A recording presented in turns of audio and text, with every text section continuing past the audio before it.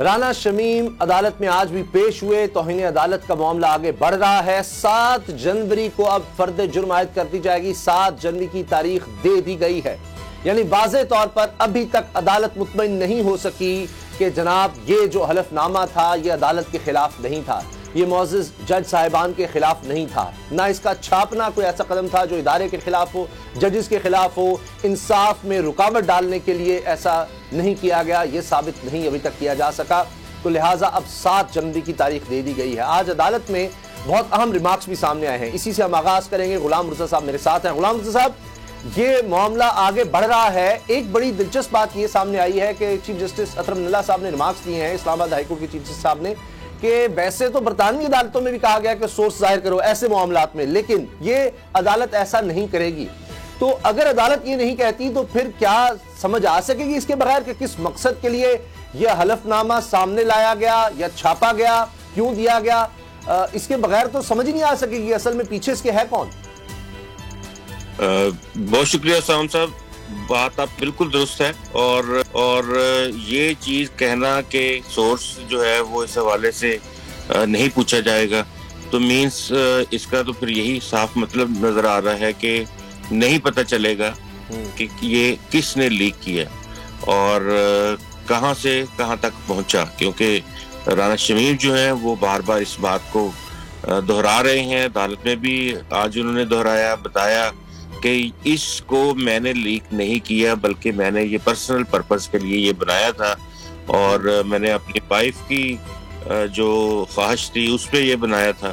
تو اس میں اب بات یہ ہے کہ فرد جرم پھر کس پر عائد کی جائے گی, کیا کو پروف کیے بغیر ہی فرد جرم عائد کر دی جائے گی, یا یہ احتیاط برتی جا رہی ہے کہ جو پہلے سے سزا یافتہ ہیں یا جن کی جانب سے شک ظاہر ہو رہا ہے کہ ان کی طرف سے لیک کیا گیا ہے کہ ان کو شامل نہ کر لیا جائے اس میں توہین عدالت میں.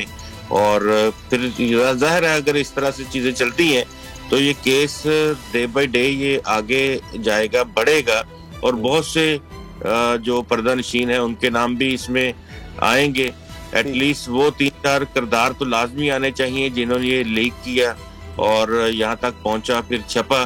تو یہ ججز کی انٹیگریٹی کا معاملہ ہے. ہائی کورٹ اسلام آباد کے معزز جج صاحبان کے اوپر بات آئی ہے, تو اس کا ویسے یہ ہے کہ اس کا سامنے آنا چاہیے جو بھی سچ ہے اس حوالے سے. اچھا غلام صاحب, یہ ایک عجیب ہمارے ملک میں یہ ہے, یہ عام چیز ہے کہ چیزوں کو مینج کرنا, جس طرح میڈیا کو مینج کرنا ہے جی, تو آپ نے بجائے اس کے کہ اپنا کوئی خبر چھپ گئی ہے تو اس کے حوالے سے آپ فیکٹس سامنے لے کر آئیں, آپ کریں گے کہ ادارے کو ہم مینج کر لیتے ہیں, وہاں پر چلے جائیں. اسی طرح سے یہ ہمارے ہاں رواج بن گیا کہ عدالت کا ایک معاملہ ہے تو اس سے باہر ہی اس کو مینج کیا جائے. ہم کیا کر سکتے ہیں اپنے حق میں, یعنی باہر رہتے ہوئے. میں ویسے جنرل بات کر رہا ہوں کہ اچھا جی کوئی وکیل کے تحت ہم کوئی جج صاحب کو کچھ کر لیں, کچھ اور کر دیں, باہر کچھ ایسا کر دیں. اگر پولیٹکس کا ہمارا بیک گراؤنڈ ہے تو ہم پولیٹیکلی اس کو پولیٹیسائز کر دیں کیس کو. یہی لگتا ہے کہ اسی طرح سے پیچھے یہ ساری کہانی کو گھڑی گئی ہے کہ اس طرح سے چلا جائے اور پھر اس کا شاید انفلوئنس کیس پر آئے گا, جو کیسز لگے ہوئے عدالتوں میں. کیسز کے اوپر تو انفلوئنس دیکھیں نہیں آ سکتا. ہر دور میں اور ہر چیف جسٹس کے اپنے جو وقت ہوتا ہے اس میں عدالتیں جو ہیں وہ اپنے حساب سے کام کرتی ہیں. جس طرح چیف جسٹس چلاتے ہیں عدالتوں کو, جس طرح سے روسٹرم بناتے ہیں, اس طرح سے عدالتیں کام کرتی ہیں.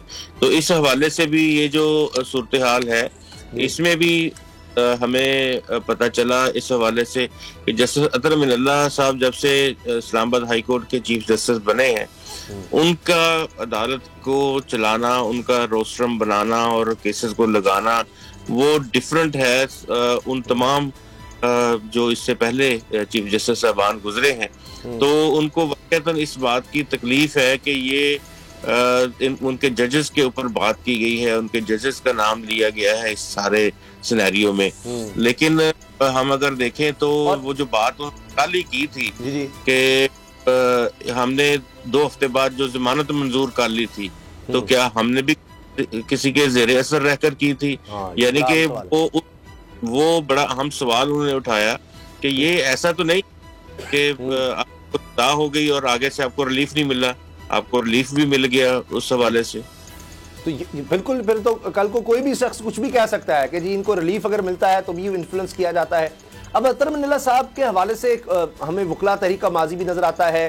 یہ ان ججز میں سے ہیں کہ جن پر کسی نے کبھی اس طرح سے کوئی انگلی نہیں اٹھائی. مثال کے طور پر نون لیگ کے خلاف اگر کوئی ججز کیس سنتے ہیں تو ہم نے دیکھا کہ جی ماضی ہے, یہ 5 جج نہیں سن سکتے, یہ پی سی او والے ججز ہیں, کبھی کوئی الزام کبھی کوئی, آپ جس طرح ہم ثاقب نثار صاحب کے حوالے سے دیکھ رہے ہیں, یہ خبریں بھی آئیں کہ ایک وقت میں یہ بات ہو رہی تھی کہ ان کے خلاف یعنی سپریم جوڈیشل کونسل جایا جائے, تو پھر کسی نے میاں صاحب کو مشورہ دیا یہ نہ کریں, یہ سب ہوتا رہا. لیکن اطہر منلہ صاحب پر پوری طرح سے ٹرسٹ سب لوگ کرتے ہیں, اور یہی وجہ ہے کہ کوئی ان کے خلاف ان کے کردار کے حوالے سے نہیں بات کر رہا, اور انہوں نے اس چیز کا نوٹس لیا. لیکن ایک عجیب بات یہ ہے کہ اس سے نون لیگ نے ہمیشہ کہا کہ جی اب یہ آ گیا ایفیڈیوٹ, اب تو میاں صاحب کے خلاف کیس ختم کر دینے چاہیے کہ یہ سب انفلوئنس تھے. لیکن رانا شمیم صاحب انصار عباسی صاحب کے خلاف بات کرتے ہیں کہ جی انہوں نے چھاپا, میں نے چھپنے کے لیے دیا نہیں تھا, میں نے یہ نہیں کیا, چھپنے کے بعد انہوں نے مجھ سے پوچھا. انصار عباسی صاحب کہتے ہیں کہ رانا شمیم صاحب جھوٹ بول رہے ہیں. یعنی جو دو اہم اس میں پارٹیز ہیں وہ ایک دوسرے پر جھوٹا ہونے کا الزام لگاتی ہیں.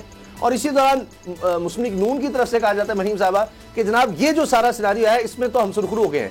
وہ کہہ رہے ہیں کہ یہ دونوں جھوٹے ہیں, یعنی ایک بندہ کہہ رہا ہے دوسرا جھوٹا ہے, دوسرا کہہ رہا ہے پہلا جھوٹا ہے, اور یہ ایک دوسرے کو جھوٹا کہنے والے کے بارے میں جو چیز سامنے آئی اس پر وہ کہہ رہے ہیں ہمیں ریلیف دے دو. ایسا تو ممکن نہیں ہے, اور یہ بات اس چیز کا بیانیہ بنانا بھی بالکل درست نہیں ہے کہ ہمیں اس پر ریلیف دیا جائے. اب سب کچھ واضح ہو گیا, سب کچھ کیسز جو ختم ہو گئے. جو شواہد موجود ہوتے ہیں ان کی بنیاد پر عدالتیں فیصلے کرتی ہیں. وہ شواہد لطیف افریدی صاحب تحریک کا ایک بڑا نام ہے, اور اطہر منلہ صاحب نے بھی بڑی ان کی عزت کی ہے, اور شروع میں ان سے بھی پوچھا گیا اطہر منلہ صاحب کی جانب سے کہ جی آپ بتائیں کہ جو کچھ یہ چھاپا جا رہا ہے کیا یہ عدالتوں کی توہین نہیں ہے. لیکن لطیف افریدی صاحب کیونکہ رانا شمیم صاحب کے وکیل ہیں وہ یہ کہہ رہے ہیں کہ جی کوئی اس میں توہین نہیں دی, انہوں نے چھپنے کے لیے دیا ہی نہیں تھا, یہ تو انہوں نے اپنی مرحوم اہلیہ کی ایک خواہش کے مطابق دیا تھا کہ آپ کو اس طرح سے کرنا چاہیے, اس لیے انہوں نے 3 سال کے بعد یہ کر دیا.